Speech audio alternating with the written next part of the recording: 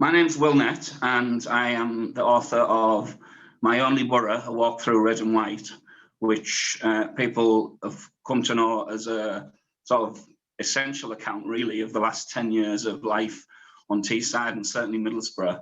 And it was born out of me wanting to produce a book that covered all aspects of Teesside life. There'd been a lot of things that covered certain areas, and I just wanted to sort of combine the lot of them into something funny and accessible. And I think that's what's came out of it. And it's still popular now. It's been out probably about 10 years, I think now. Yeah. And it's I still get messages about it and feedback, and people talking about issues and things that were raised in it, and all kinds of stuff, to the point where I could probably write another one on the back of it, with all the new material and such like. So one of the really cool things you did with My Only Boro was you've got the really dry humour, the very Teesside humour in it. And it's not just about, so there's a lot of the football club in it, only it's not general, it's very specifically that European campaign. And then you intertwine that with almost a wander through Middlesbrough, going down a street and talking about this happened here, that happened there, and that happened over there. And it's almost as if when you're reading it, you're with you walking through the town. What I wanted to do was hang the story I was writing on the thread of the football club, really, and the success of it in places. That's a success, certainly, but it seemed to be a very Middlesbrough thing for the club to go so close to success as they did in 2006 with the UEFA Cup run, and then to reach the end and not win. So that really seemed like a great metaphor for Middlesbrough at the time. So I used that as a sort of jumping off point. Also because of how important football is to the town culturally and societally. So I thought that would be a point where everyone has probably got some related story, even if they're not especially football or sports fans. They've probably got a family member who was involved. So I sort of took that as the starting point and wrote around that, really. That was the thread that sort of held it all together, I guess. And it really is, it's the humour that everyone gets in it. It's that humour. It's a very northern Yorkshire, and then inside Yorkshire Teesside, and then inside Teesside Borough kind of account. The sort of speech cadences and the rhythms of the way people talk, and a lot of there's some strong language, as you'd expect, and I just wanted to sort of encapsulate all that in one account, really. Yeah, which you definitely did. And then when we brought it out, you got to explain, you were one of our very first books that we as Sixth Element published, and we didn't quite get our timings right, and we were aiming for Christmas, weren't we? And we got the books delivered the day before Christmas Eve, and you had a book size. Christmas Eve was Saturday that year, and you were in Waterstones, Middlesbrough, with a box of books on Christmas Eve and sold out, which was amazing. Yeah, we were on a sort of absurdly tight schedule to reach the Christmas market, and we'd start to work on it probably maybe it was a year before. So when I wrote it, I thought I've sort of finished writing it. It probably took about 10 weeks from starting to write it to finishing the first draft, and then in my mind I was thinking, right, this will be out in a month. We'll be done all edited on the shelves. That was me coming into it a bit naive as a first-time author. But then when I'm out with the Sixth Element crew, they said, well, there's still bits and pieces to do. There's lots of editing. There's lots of things to move around, which is where you need an editor, really, because it's never really finished when the writer hands it in. And then, as you say, we got to maybe a week before Christmas, and we were thinking, are we going to hit the shelves? Are we going to make it? I think it had gone off to print, and we were sort of a bit anxious. And then it arrived on, I think, probably the 23rd of December, if not later. And we managed to get into Waterstones, Middlesbrough. Were really supportive and do a signing, which was the first signing I'd ever done for anything, and it was really popular and really successful. Yeah. I think it was 100 books you sold in that was it a couple of hours at Waterstones? Yeah, there was a lot of Christmas frantic sort of Christmas shoppers, I think, running in. And because it was the first event I've done, there was a lot of friends and family who came along. But there was a genuine sort of curiosity and interest in it. I think the artwork and the cover and the blurb really sort of captured people's attention. That particular style with a sort of transporter silhouette as it features, and the very vivid red and white colours that you'd probably associate with the football kit. So that sort of flagged it up as something that could be of interest to people, you know. Yeah, but it's definitely proved to be long lasting as a book of local interest. So after that, it was actually your travel book that you came to us with first, wasn't it? It was, yeah. So prior to My Only Boro, I'd spent a year, effectively a gap year, I suppose, travelling around the world, and I was writing a journal as I went along, as a lot of people do, but probably with one eye on getting back, publishing it, and actually paying for the, the trip, essentially. So when I got back, I managed to turn that into something resembling a manuscript, and that came along in the form of Billy Nomap's Teessider On Tour, which is very much in the same style of My Only Boro, that very northern Middlesbrough Teesside dry humour, but taking it outside of its normal area and travelling to Australia and the US and the South Pacific and around Europe.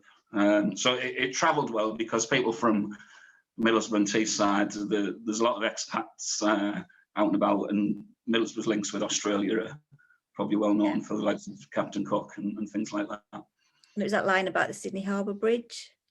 Yeah, that was one of the things I wanted to sort of link with My Only Boro, so that they can be read as standalone books, certainly.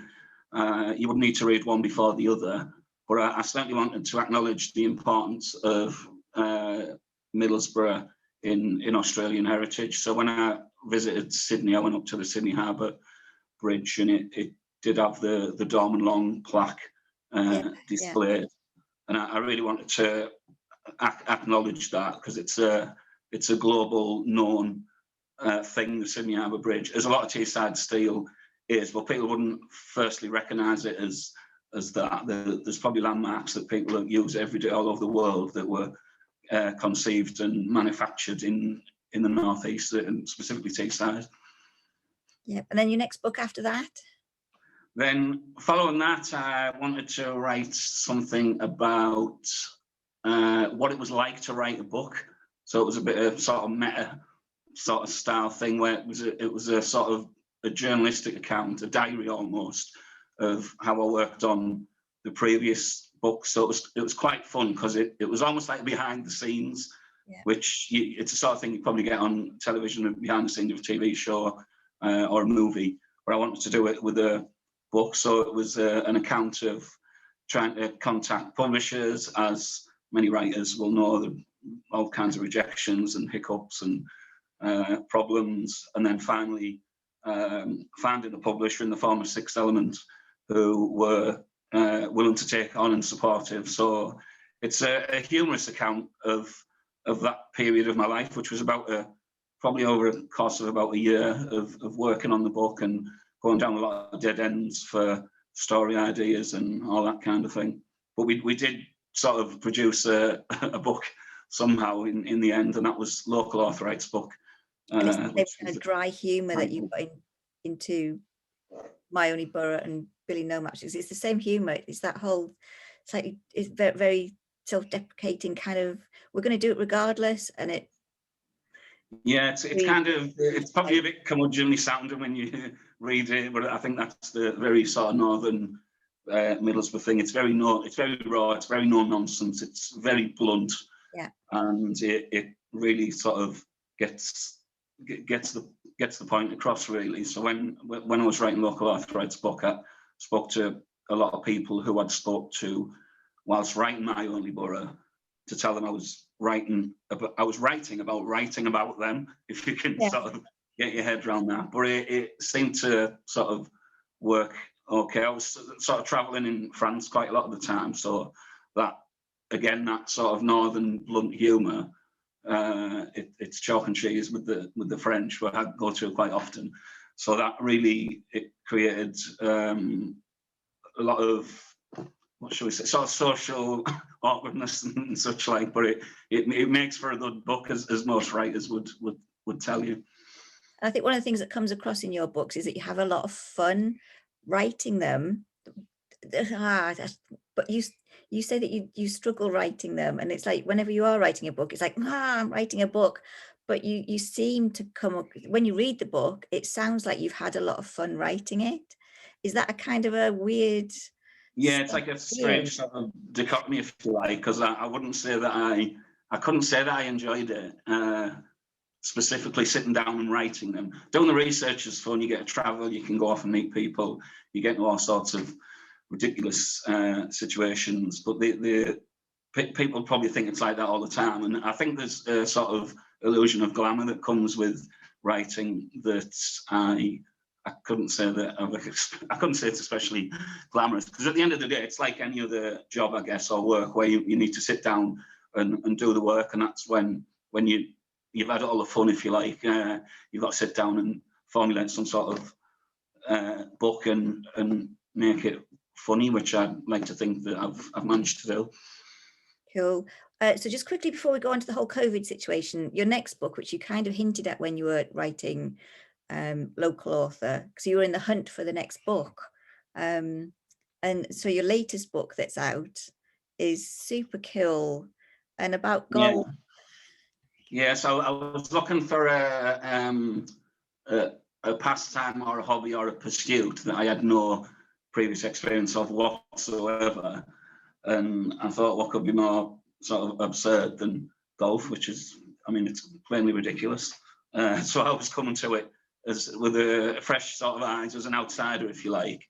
And I sort of wanted to puncture the pomposity of it and write about the sort of the elitism that surrounds it. So I do sort of touch on it in Local Author Writes Book, that I'm about to write a book about a new subject. I think I possibly mentioned it's golf, but I can't quite remember.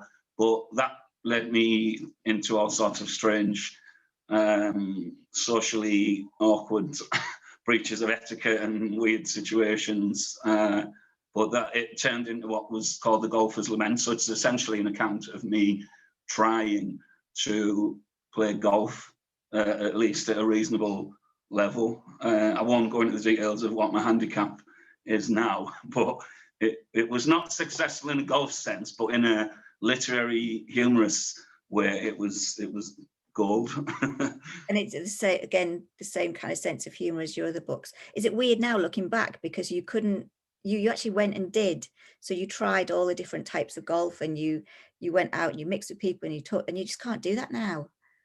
Yeah, it's quite odd to think now that I managed to do that. Maybe, I think it was probably 2 or 3 years ago when I was working on it most intensely, and there was a fair bit of travel involved, and it's quite strange that you certainly couldn't do that. And golf's a strange thing, because I find it quite sort of isolatory kind of pursuit. Like, I would often play on my own, and I could effectively still do that now.